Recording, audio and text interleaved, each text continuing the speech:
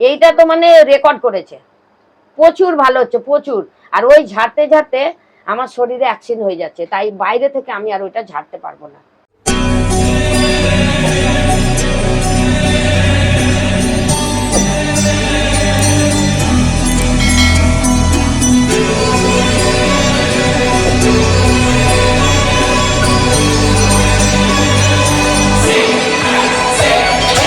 আমি বর্তমানে দাঁড়িয়ে আছি বালিয়া স্টেশন। তো চলুন আমার সঙ্গে থাকুন, পুরো ভিডিওটা দেখুন। মায়ের নতুন মন্দির কোথায় আছে, কোথায় অবস্থিত। এই যে দেখছেন ওভারব্রিজটার বাঁ সাইডে আমরা চলে যাব। ওখান থেকে হাইওয়ে আছে, হাইওয়ে থেকে বাস ধরতে হবে। আমরা বাস ধরবো। ব্রিজে উঠেই মহাদেবের সাথে দেখা। হর হর মহাদেব, হর হর মহাদেব, জয় শ্রী মহাকাল, জয় শ্রী মহাকাল।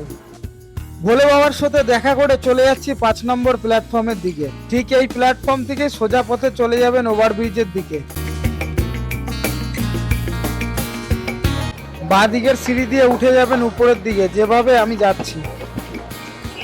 বেশিক্ষণ ওয়েট করতে হবে না বাসের জন্য। বাসের গায়ে সলভ বাজার লেখাটি দেখতে পাবেন।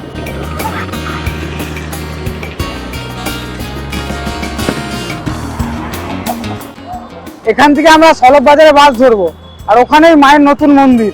তো চলুন পুরোপুরি দেখুন আমাদের ভিডিওটা, আমার সাথে থাকুন, পুরো ভিডিওটা দেখতে পাবেন মায়ের নতুন মন্দির কোথায় অবস্থিত।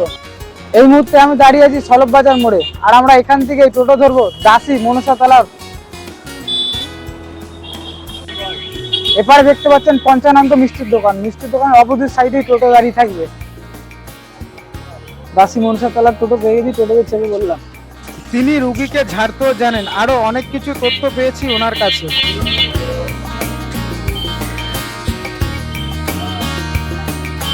এই হচ্ছে দাসী মনসাতলা। এখান থেকে এইদিকে দেখতে পাচ্ছেন এই অবধি টোটো আছে। তো এটা পার করে আমাদেরকে যেতে হবে ওই পারে। ওই পারেই কৃষ্ণকালী মায়ের নতুন মন্দির। টোটোবেলা এপারে নামিয়ে দেবে। আমরা টোটোবেলার নাম্বার ভিডিওতে দিয়ে দেবো, ডিসক্রিপশন বক্সে দিয়ে দেবো। আপনাদের যদি বুঝতে অসুবিধা হয় তাহলে ওনাকে কল করে নেবেন, উনি আসবে। ওনাকে বললে উনি আসবে। এইদিকে রাস্তাটা দেখতে পাচ্ছেন, এইদিকে দুটো রাস্তা আছে। এইদিকে যাবেন না, এইদিকে যে রাস্তাটা দেখতে পাচ্ছেন মাটির, এই মাটির রাস্তা ধরেই সোজা চলে যাবেন। এই গ্রাম্য পরিবেশের ভিতর দিয়ে চলে যাচ্ছি মায়ের বাড়িতে। শুনেছি উনি অনেক ভালো মনের মানুষ, কাউকে উনি খালি পেটে ফেরান না। উনি ভক্তদেরও পরিবারের সদস্যর মতো মনে করেন। বাস ঝাড়ের নিচ থেকেই যেতে হবে, কিন্তু কিছুটা হাঁটা পথেই মায়ের মন্দির। আপনারা জায়গাটি দেখে রাখুন, ঠিক এখান দিয়েই যেতে হবে আপনাদেরও। মায়ের বাড়ির সামনে এসেই সুন্দর একটি তুলসী মন্দির দেখতে পাই।